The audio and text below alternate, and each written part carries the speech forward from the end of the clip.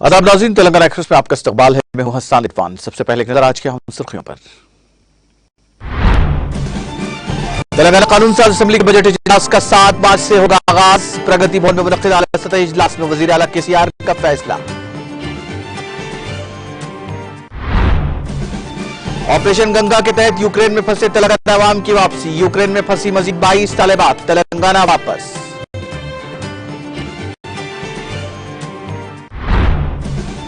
तेलंगाना के दही और शहरी इलाकों में बड़े पैमाने पर शजरकारी। रमेश पांडे की 27 पर रियासती वजीर केटीआर ने किया मसरत का इजहार।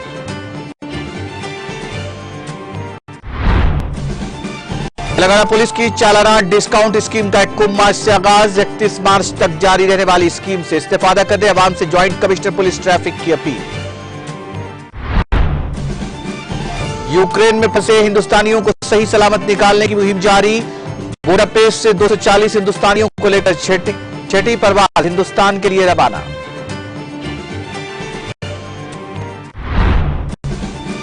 यूक्रेन में फंसे हिंदुस्तानियों की मदद के लिए 4 मरकजी वज़रा को किया जाएगा रवाना। यूक्रेन के बहरान पर एक आला सतही इजलास में वज़ीर आज़म मोदी ने किया फैसला। यूक्रेन के कैफ और खारकेफ में कई घंटों की खामोशी के बाद फिर से धमाके। ऑस्ट्रेलिया ने रूस पर नई पाबंदियां की आयत। खबरों ने रूसी तैयारों के लिए अपनी फिजाई हुदूद बंद कर दी। और रूस के खिलाफ जंग के लिए कैदियों को रिहा किया जाएगा। यूक्रेन के सदर व्लादिमीर ज़ेलेंस्की का बयान।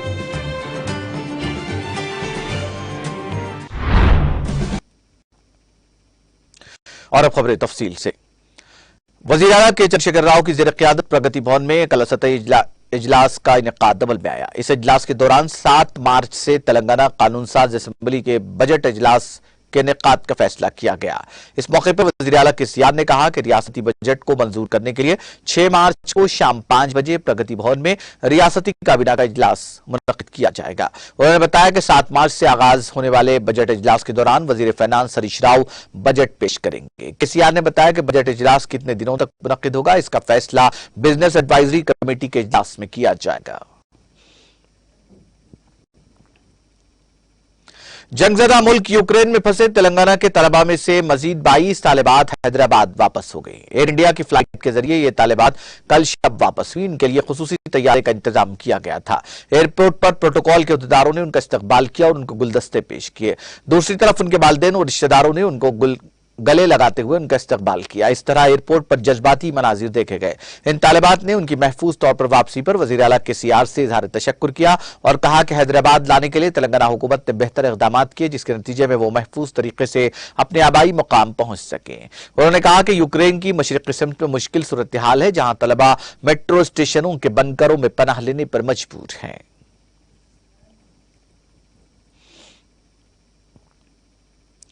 वज़ीर आईटी और बल्दी नज़्म के तारक रबा राव ने इंडियन फॉरेस्ट सर्विस से वाबस्ता रमेश पांडे की रियासत में शजरकारी में इजाफे की सताइश करते हुए किए गए ट्वीट को रीट्वीट किया है।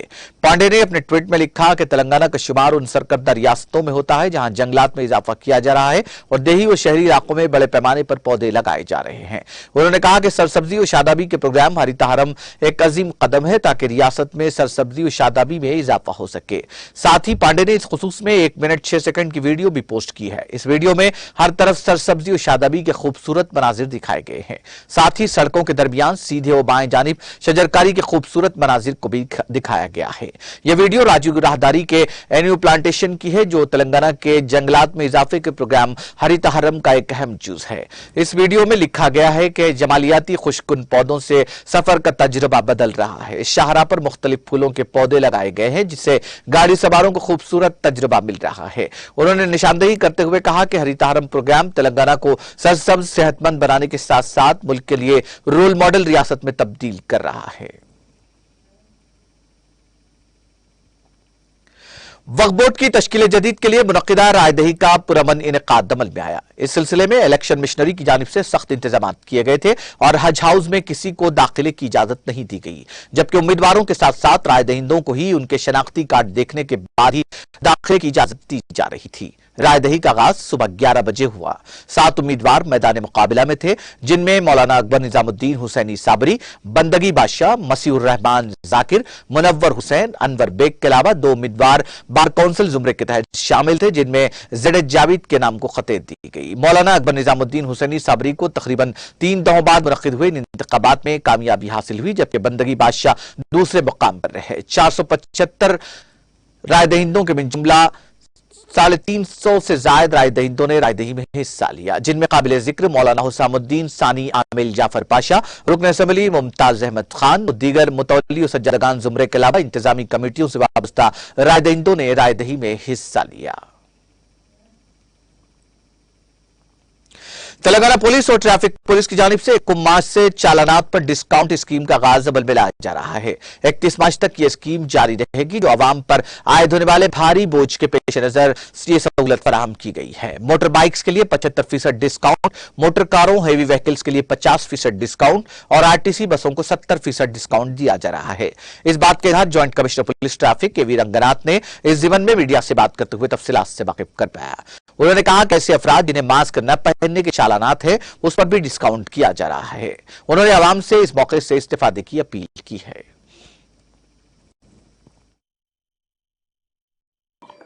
कल से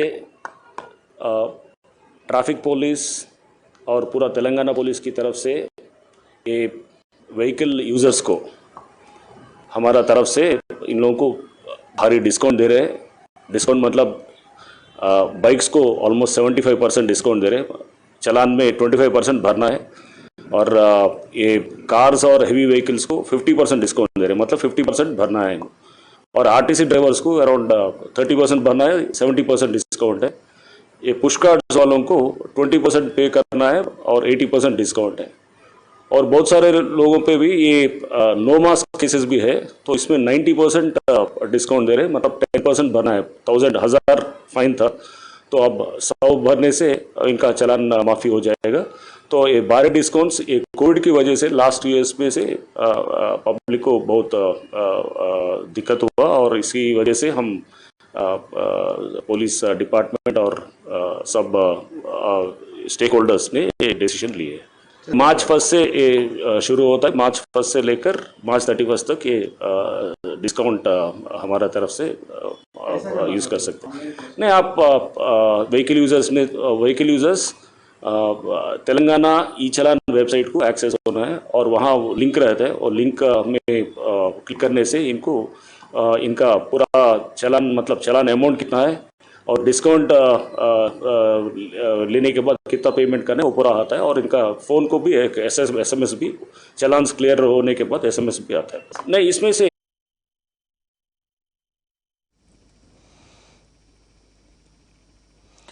जिले निर्मल के खानापुर में वाक़े एमपीडीओ ऑफिस में आशा वर्कर्स में स्मार्टफोन्स की तकसीम प्रोग्राम का इनेकाद अमल में आया। इस मौके पर रुकन असम्बली खानापुर रेखा नायक ने रुकन कानून साज काउंसिल डी बिठल के हमरा हल्का असम्बली खानापुर से ताल्लुक वाली 95 आशा वर्कर्स में स्मार्टफोन्स तकसीम किए। इस मौके पर मुनक्किदा तकरीब से खिताब करते हुए रुकन असम्बली रेखा नायक और रुकन कानून साज काउंसिल डी बिठल ने कहा कि तेलंगाना के वज़ीर आला किशन शेखर राव तमाम शोबाए जिंदगी से ताल्लुक रखने वालों के साथ इंसाफ को यकीनी बना रहे हैं। उन्होंने कहा कि अवाम को बेहतर तिब्बी देखभाल फराहम करने के मकसद से आशा वर्कर्स में स्मार्टफोन्स तकसीम किए जा रहे हैं। उन्होंने आशा वर्कर्स से टेक्नोलॉजी के इस्तेफादा करते हुए अवाम के लिए बेहतर तिब्बी देखभाल करने की उम्मीद जाहिर की। उन्होंने कहा कि कोरोना बहरान के दौरान फ्रंटलाइन वॉरियर के तौर पर आशा वर्कर्स की खदमात को नाकाबिले फरामोश करार दिया गया है।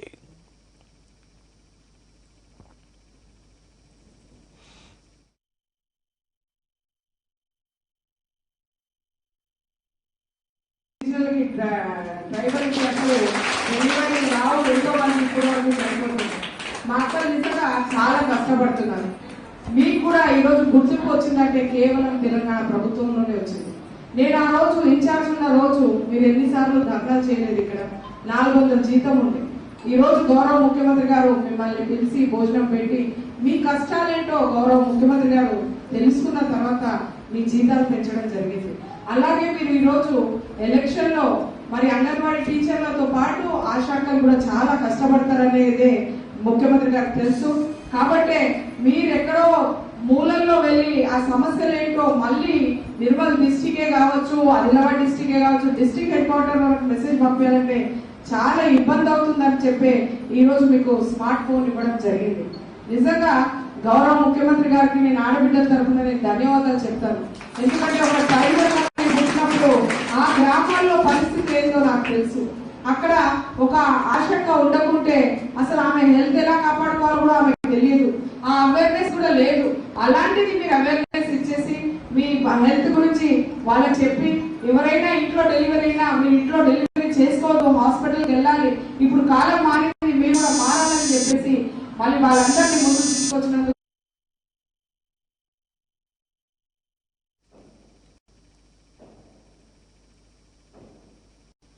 जमेत अल हदीस हैदराबाद और सिकंदराबाद के ज़र-ए-तमाम दूसरा हिफ्ज़ मुकाबले का जलसे तक़सीम इनामात व असनाद हैदराबाद शहर में बाक़ी लंगर हाउस में मुनक़्क़िद हुआ, जिसकी सदारत मौलाना असग़र अली मदनी अमीर मरकज़ी जमेत अल हदीस हिंद ने की। मुकाबलों में हिस्सा लेने वाले 200 हुफ़्फ़ाज़ को इनामात और तौसीफ़नामों से नवाजा गया। इस मौके पर मुनक़्क़िदा मुकाबलों में मकातिब, स्कूल, मदारिस से हर एक ज़ुमरे में पहला, दूसरा, तीसरा और एजाज़ी इनामात तक़सीम किए गए। शेख शोएब मदनी और मुसाबिक़ा टीम ने सबके इम्तिहान 3 राउंड में लिए। अमीर जमेत अहले हदीस हैदराबाद सिकंदराबाद मौलाना शफीक आलम खान जामई ने जमयत की कारकर्दगी की रिपोर्ट पेश की। डॉक्टर सैयद आसिफ ने मुसाबिक़े की रिपोर्ट पेश की और जलसे की निज़ामत की। इस दौरान मेहमानों को तहनीत और मोमेंटोज अता किए गए। जिम्मेदारान और दीगर ने इस मौके पर शिरकत की और आखिर में दुआ के बाद जलसा इख्तिताम को पहुंचा।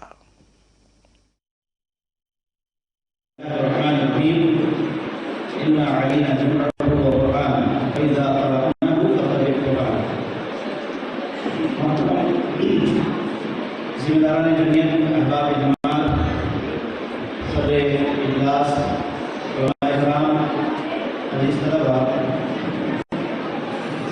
जमीयत अहले हदीस एक तालीमी, इस्लाही, दावती, इल्माही तंजीम है। इसका मकसद किताब व सुन्नत की नश्र व इशाअत, साहिब-ए-किराम रिज़वानुल्लाह तआला अलैहिम अजमईन के मंहज पर पेश करना। आज 27 फरवरी को जमीयत अहले हदीस के इस कॉन्फ्रेंस हॉल में मुसाबिक़े हिफ्ज़ कुरान का इख्तितामी इजलास तक़सीम असनाद व इनामात मुनक़्क़िद हो रहा है। अल्हम्दुलिल्लाह मुसाबिक़े की मनसूबाबंदी, उसकी प्लानिंग गुज़िश्ता 6 महीने से जिम्मेदारान जमीयत कर रहे थे।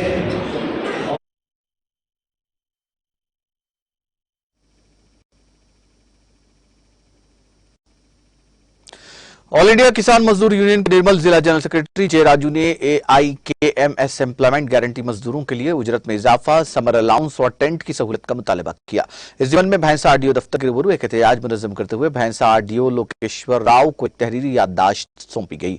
बादशाह एक बयान देते हुए उन्होंने कहा कि मरकजी हुकूमत की जानिब से खुद रोजगार तमानीत स्कीम के लिए मरकजी बजट में कमी करना मुनासिब नहीं है। उन्होंने कहा कि बाहर के गैर मुनज़्ज़म शोबों में काम करने वाले मजदूरों की निस्बत कम उजरत हासिल कर रहे हैं और बाज़ मजदूरों को 100 रुपए की भी उजरत नहीं मिल पा रही है। उन्होंने मजीद कहा कि मरकजी हुकूमत मजदूरों को गरमाई अलाउंस न देने का फैसला मजदूरों के लिए नुकसानदा है। काम की जगह पर ही मजदूरों को तमाम सहूलतें फराहम करने का मुतालबा किया गया। तकरीब में प्रोग्रेसिव वुमेन एसोसिएशन के जिला जनरल सेक्रेटरी M हरिता, PDSU के जिला जनरल सेक्रेटरी महेंद्र, AIKMS के जिले कायदीन गायकवाड़ गंगाधर, गंगाराम, मतना पोतना गंगाधर के अलावा दीगर ने शिरकत की।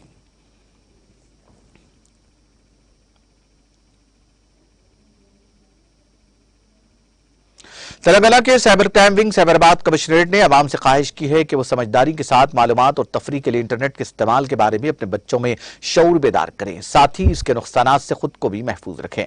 साइबर क्राइम विंग साइबराबाद जो सोशल मीडिया के अहम प्लेटफॉर्म ट्विटर पर सरगर्म है, इस खुसूस में एक ट्वीट किया है। इस ट्वीट में तस्वीर के साथ एक पोस्ट भी लगाया गया है जिसमें इंटरनेट पर बच्चों के तहफ़्फ़ुज़ को यकीनी बनाने की तफसीलात भी बयान की गई हैं।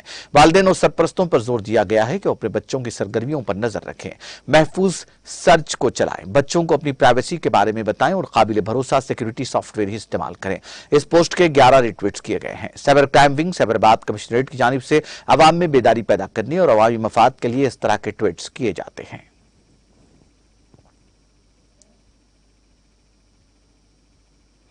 हैदराबाद की central zone crime team CCS ने यात्रा के लिए जाने पर एक घर को निशाना बनाते हुए सरक़े की वारदात अंजाम देने वाले शख्स को गिरफ्तार कर दिया।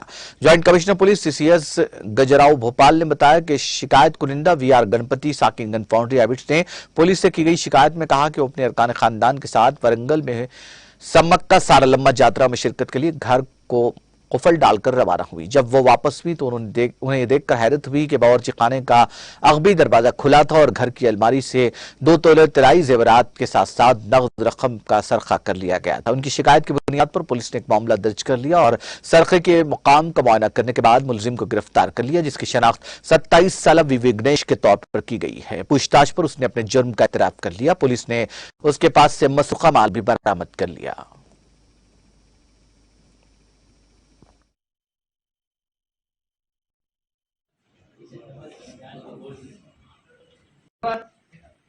सिटी पुलिस सीसीएस में जो क्राइम टीम्स है उनका फिर से एस्टैब्लिश किए और क्राइम टीम के जरिए अभी सबसे पहली कामयाबी मिली।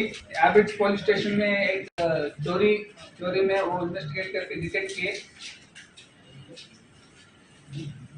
सीसीएस एक स्पेशलाइज्ड ऑर्गेनाइजेशन बन गई जहाँ पे ज्यादातर इकोनॉमिक ऑफेंसेस विंग और साइबर क्राइम्स में इस पे ज्यादा ध्यान दे रहे हैं उस पे।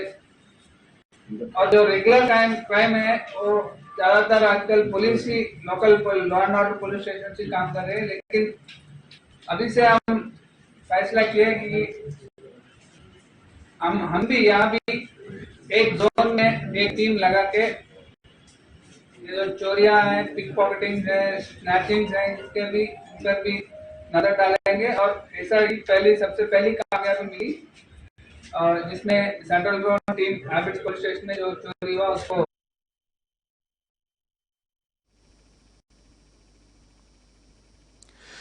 तेलुगु के मशहूर गीत बुलेट बंडी पर हजारों लड़कियों ने एक साथ रक्स करते हुए international wonder book of records में रिकॉर्ड दर्ज करवाया है। यह गीत सोशल मीडिया पर ट्रेंड में है और उसने लोगों के दिलों को जीत लिया है, जिससे उसकी मकबूलियत का अंदाजा लगाया जा सकता है। तेलंगाना के जिले जगत्याल में हजारों लड़कियों ने यह रक्स किया। इसका ऑर्गेनाइजर्स ने international wonder book of records के लिए इस रक्स का एहतमाम करवाया था, जिसके बाद उसको इंटरनेशनल वंडर बुक में जगह दी गई। चंद माह पहले दुल्हन ने अपनी शादी के मौके पर दुल्हे की मौजूदगी में तेलुगु गीत बुलेट बंडी की वच्चे तपागुड़ू गीत का पस मंजर यह है कि लड़की जिसकी शादी तय हो गई अपने होने वाले शौहर से मुखातिब होकर गीत में कह रही है, बुलेट गाड़ी पर बैठकर डुगु डुगु आने पर आपको खूबसूरत दुनिया दिखाऊंगी। ये रक्स करते हुए तमाम की तवज्जो अपनी जानिब मरकूज कर ली थी। इस गीत पर रक्स के ताल्लुक से लोगों में जोश जज्बा पाया जाता है। दुल्हन के वीडियो के सामने आने के बाद से इस गीत पर रक्स के ताल्लुक से लोगों में जोश जज्बा पाया जाता है।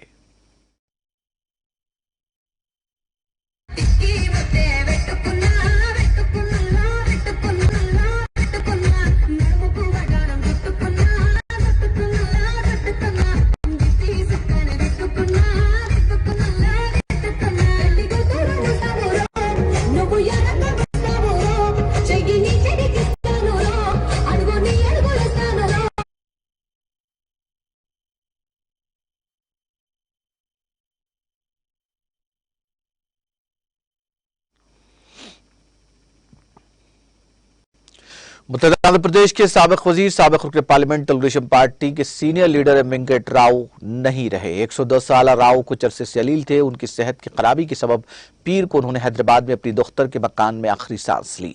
उन्होंने सियासत में दाखिल होने से पहले किसानों के लीडर के तौर पर खिदमत अंजाम दी थी।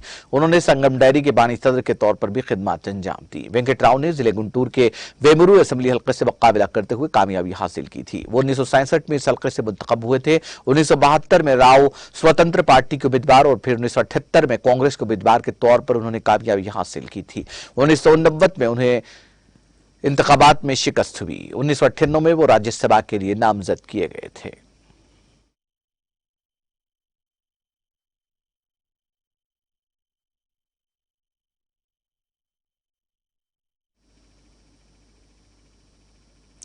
तेलंगाना एक्सप्रेस में वक्त ब्रेक का ब्रेक के बाद भी खबरों का सिलसिला जारी रहेगा।